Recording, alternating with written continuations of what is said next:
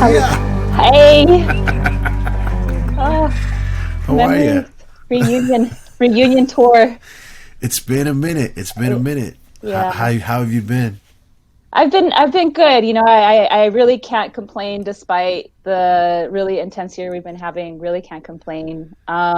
Things have been really great. I think since the last time I've seen you, like I was doing a lot of writing and things like that. I mean, that's how we met, right? Yeah, The yeah. Mundo Rockero days. Remember that?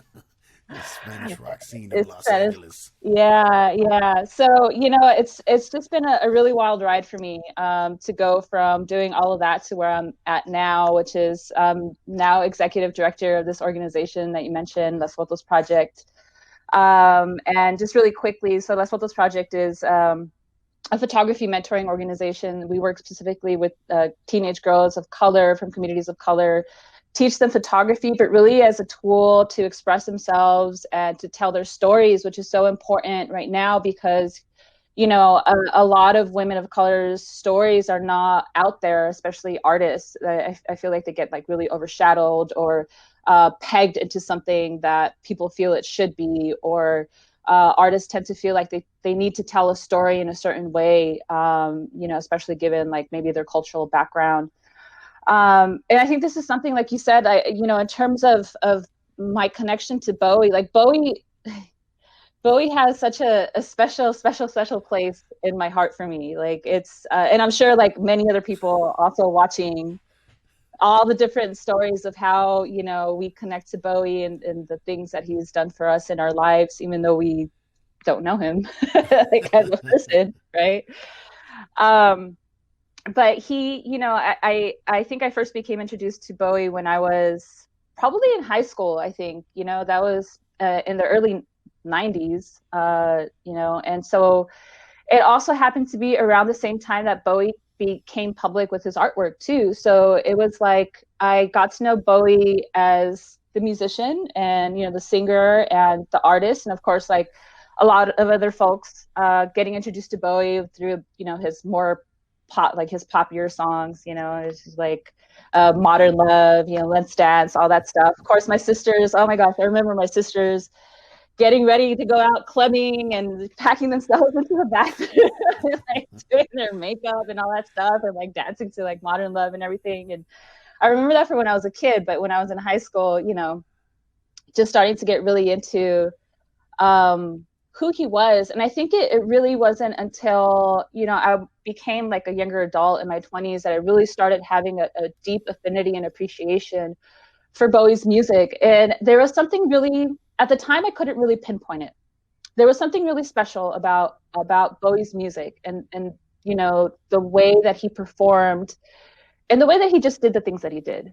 And now that I'm older and I really have like a lot of time to reflect on the music and why I really enjoy it and why it really connects to me, and even just in my own personal journey with like in connection to Bowie's music, a lot of that revolves around storytelling is what I'm realizing, Yeah.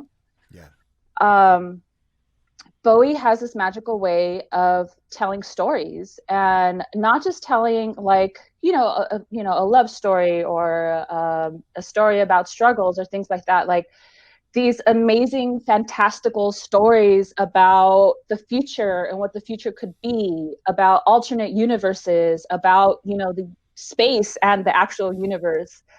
And to me, that's really, really amazing. But what I wanted to kind of what I was talking to you about, like I really want to talk about Bowie's artwork because there was this article that I read about Bowie talking about his artwork after he came public with, he said, this is what I've been doing. This is my artwork. I think it was in '94. He came out with this.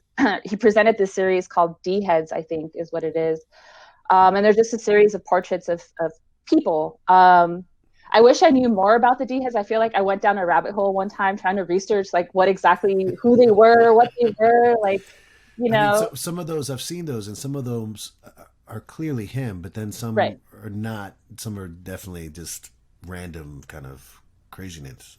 Yeah, and he has several self portraits, which I love. Like I think his self portraits are among my favorite of the work that he's done. But yeah, like there are folks, and some of them are identifiable. There are a couple of people like, oh, portrait of, this or that. But there's some people that you just is they're almost like ghosts, right? You Yeah, just don't know that's who they are, and the way that he even presented them, they look almost like very ghostly figures. And I feel like I have this story created about, like, I feel like Bowie was like sitting, on a park bench one day and just like, with his very elegant legs crossed over, and just like watching people pass by and seeing them and absorbing who they were, absorbing their essence, and then potentially creating characters about them. Going back to the article that I was saying that I read, he talked about how he really utilized his artwork a lot in his music writing process. Um, he mentioned that there was a time, and you can tell this from his music. There was a time in the 90s where he really was like feeling stuck musically, and he was feeling really challenged with his music, and he just kind of dove into his artwork. And it's something that I really admire about him, just being this kind of like 360 visionary, right? Like, you are able to put something together into a narrative, into a song, into writing these musical pieces, experimenting with these different musical styles, working with Brian Eno, and then doing, like just these fantastical orchestras and a little bit more dancey and just like all these things, right? But then also knowing that, like, you don't have to peg yourself into this one artistic person or one artistic style or one way of expressing or exploring what it is that you want to say. And there are some pieces or some of his artwork where he's actually has a sketchbook.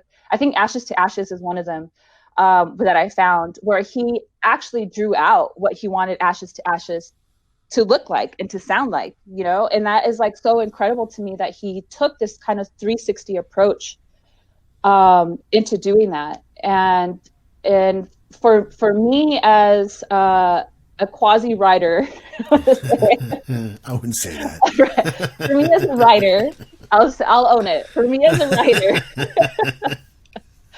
for me as also like a hobbyist artist, for me as a gardener, for me as a executive director, for me as a daughter, for me as a sister, for all of that, like, to be able to process my vision and my narrative through all these different avenues of art and creation is like very inspirational to me, to be able to say, like, I do want to say something on paper as a writer, but I don't need to write an outline for it. I don't need to sit down and like bullet it all out and do all these like things.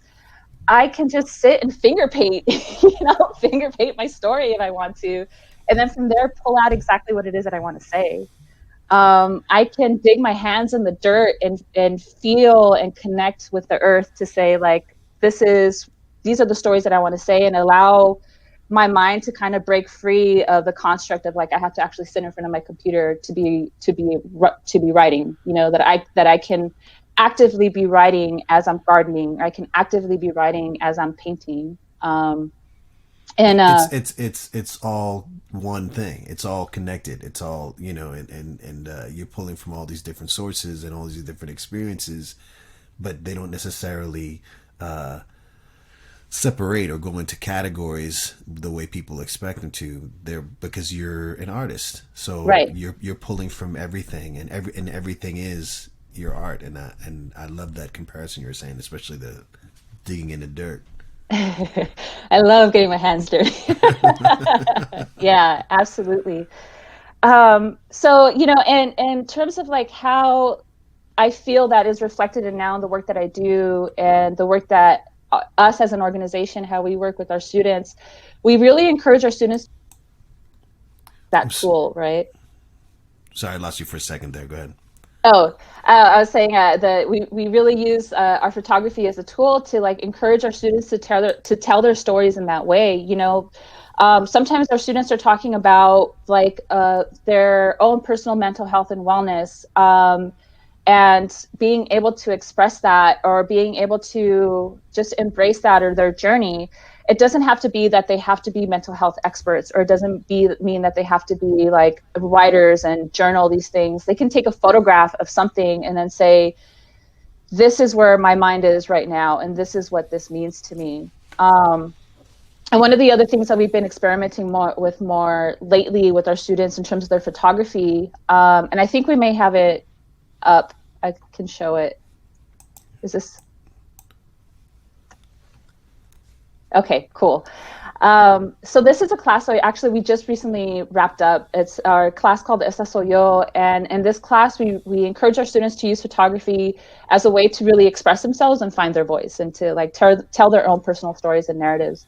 What I really love about this class is that, much like Bowie's work, we really encourage our students to be very experimental with how they use their photography, so that their photograph doesn't necessarily have to just be a traditional portrait of something, that they can take their portrait, break it apart, add different elements to it in order to create the story that they want to tell. And so we had some really, amazing images that our students were able to create by doing that. And some of these actually, there's one that I really, really love. Let me scroll down to it. Let's see. Here it goes. And so this student took this portrait of her sitting and just in her room, and she's dressed the way that she, she has a really cute sense of style. She's sitting in her room, so she took this portrait. So instead of this being just a self-portrait of her sitting in her room, she tore it apart along with the portrait of flowers that she also, or pictures of flowers that she also took, which are those flowers in the backdrop. And this, you can't really tell, but this is actually a 3D figure. So she put this inside of a box. It's all layered Oh, up. wow. So Oh, I see. So the words are like on the string. Right. These words here are on the string, and she's sitting like on the outside of the box, and this back here, the flowers are actually inside of the box. So, to be able to say like, yes, I'm a photographer, but I can also blow up my photography in order to tell a story and tell the story that I want to tell. And be able to share the narrative of who I am and like who the people around me are as well. And so in conjunction with that, having their photographs, having their artwork, they're also telling the stories of who they are, me as a sister, me as a friend, me as a daughter, me as like looking into how I'm feeling, if everything feels chaotic or carefree in this time, that there are no real boundaries to who you are as an artist. And you can call yourself a musician and still be a visual artist. You can call yourself a photographer and then still be a writer. Like there's, what is the saying? Nothing is true and everything is permitted, right? We just all bring it together. I love it. I love it. I mean, it's just, especially, I feel like, especially with anything related to, when it's culturally marginalized, if it's like Latino culture, whatever, there's just like such an expectancy of how it's supposed to be, and like a narrow kind of like, well, it must present itself in this way, and I love this. This is just art. This is just art. Right.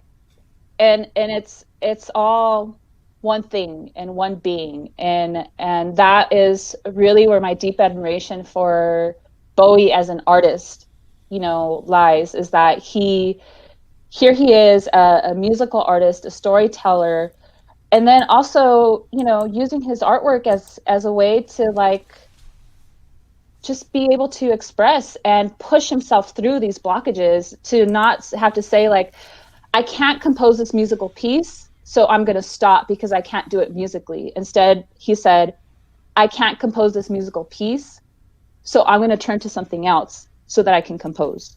Yeah, stay creative. Stay creative. Just keep the flow going, and then come back to it.